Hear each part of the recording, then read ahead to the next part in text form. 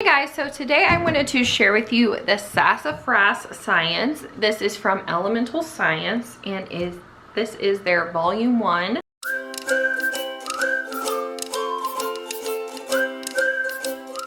Zoology. So before we get started on this, we're going to start this when our baby gets here, or after our baby gets here, I should say. And so I wanted to go ahead and show you this before we start using it and jump into it and all of that kind of stuff. So it is going to come with a reader that you're going to do. This is considered a living book. I've heard mixed reviews on this. Some people really love this book and other people were not fans of this. So we will see how that goes. But it is about twins, Blaine and Tracy, and they go visit their uncle Cecil, and he is a scientist, and they learn all about different zoologies and habitats and those kinds of things. So as I recall, you're going to be doing one chapter a week, and it's broken up into sections for you to do it. So there is that, but this is kind of the meat of this program. This is the Sassafras Guide to Zoology. This is the teacher's manual. So this is going to have, it has just kind of an introduction to everything, which I always appreciate. Then it has a list of everything you're going to be doing. So habitats, classification, animal diet, life cycles of a frog and butterfly, vertebrates and invertebrates, migration, basic mapping skills, animal defenses. And then it has all the different animals you're going to learn about. So essentially like lions, there's cows, rabbits, pandas, polar bears, different ones like that. So this is your demonstration supply list, so your experiments basically. And the thing that I like about this list is that a lot of these are things that you probably already have on hand. Some are super over the top. So this is considered like a 1 semester or half a year curriculum. So if you get the first and second volume, you can actually buy the box of all of the supplies for volumes 1 and 2. So you get a full year of science supplies. So and then they also have STEAM projects, and again, a lot of the things that you would use are things that you probably already have on hand. Then it has a list of all of the characters throughout the story and the different chapters. Then you get into your chapter lessons. It has your grid schedules. I know some of them have 2-day schedules that might be in here. I'll have to double check, but this is listed for 4 days, and it looks like everything on the 4th day is optional. Then it has your essentials. So you're going to be reading the first part of chapter 1. Then you're going to read the second part of chapter 1 on a different day. Then you're going to do your logbook, go over vocabulary, write observations, and do your demonstration. Then you do, or for your demonstration, then you do your demonstration. Optional things are library books, narration, copywork or dictation, and your STEAM activities. Then this is going to go more in depth with everything that you're going to be doing. They have links to YouTube videos. They have information on what your kids are supposed to be putting in their logbooks.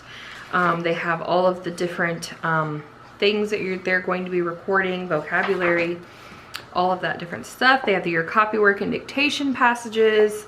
And then they have your STEAM activities for the week and your demonstration activities and different things, with different ways of how to do those. And then it's the same thing for the next week. So it's essentially the same all the way through. Let me take you to the back of the book for the appendix. Okay, so they have a blank lab report sheet. Then they have small animal pictures. I don't know if you're going to put these on a map, or maybe you're going to put them in these habitat pictures. But they have provided those for you. They have your life cycle of a frog and butterfly that you'll be doing. Then they have your glossary, which has all of your vocabulary words they're going to be filling out. And then you have the book list, so all of the library books that you're going to be using for that. Then they have these quizzes in the back, but they're very simple quizzes. They're not super in-depth. They're just there if you'd like to do them.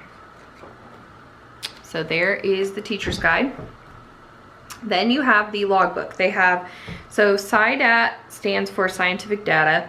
So this is the logbook. This is more or less designed for your 3rd through 6th graders. And then they have lap book, which I will show you as well because I do have the lap book on my computer. And so they have this more for the older kids and then the lap books for the younger kids.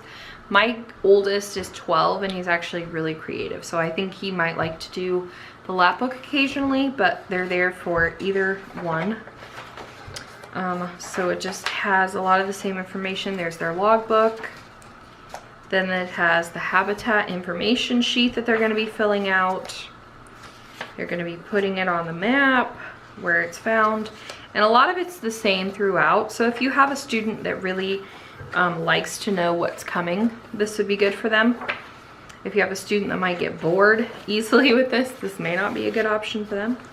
But it's basically the same all the way through. And then in the back, they have their vocabulary where they're going to be putting in the vocabulary words. And that's it. So for the younger students, they are going to be using the first encyclopedia of animals.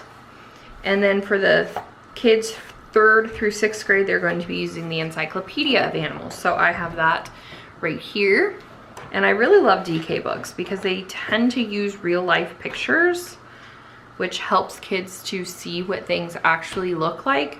But it's not overwhelming the amount of things that they put on a page, and it has really nice information and things like that. So you are going to be using this as the bulk, but then you're also going to incorporate some of the reference book, and then you can also incorporate some of the library books as well. Okay, so this is the lap book. So I don't think that they have a printable version of this. I think you have to get the ebook, but that's totally okay with me because honestly it's probably easier that way. So it has a lot of the same information that the logbook has, but it kind of gives you more information about like what is a lap book, what is included in this program, and so it gives you the same information about what topics are covered, the same supply list, things like that. And then you just come down here and then it has all of the things that you will need for each mini book. And then on here, it still has a 4-day schedule. So I think maybe for Sassafras Science, you are doing a 4-day schedule, whereas some of the other elemental sciences, you have the option to do a 2 or 4. Maybe it just depends on the grade level and things like that. I've been looking at a lot of elemental science stuff lately, so I'm not 100% sure if I thought it was this one or just the other one in general. But this is basically, I don't want to give all the stuff away here.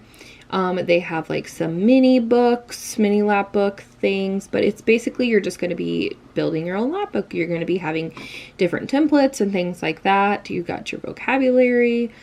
So this is again something that is designed more for the younger students, I believe, but a lot of my kids would probably prefer these because they get to color and work with their hands and things like that. So that is the lap book that goes through the Sassafras Science Volume 1. Is the Sassafras Science from Elemental Science. I will link their page down below so you can check them out, and hopefully we will enjoy this, and we are going to try their other science, which is called Science Chunks, next year. So hopefully this works for us this year, and hopefully you guys enjoyed this look inside. If you did, make sure to give it a big thumbs up and let me know down in the comments section if you have ever tried this science or if you'd be interested in trying it. So thank you guys so much for watching, and I'll see you next time. Bye!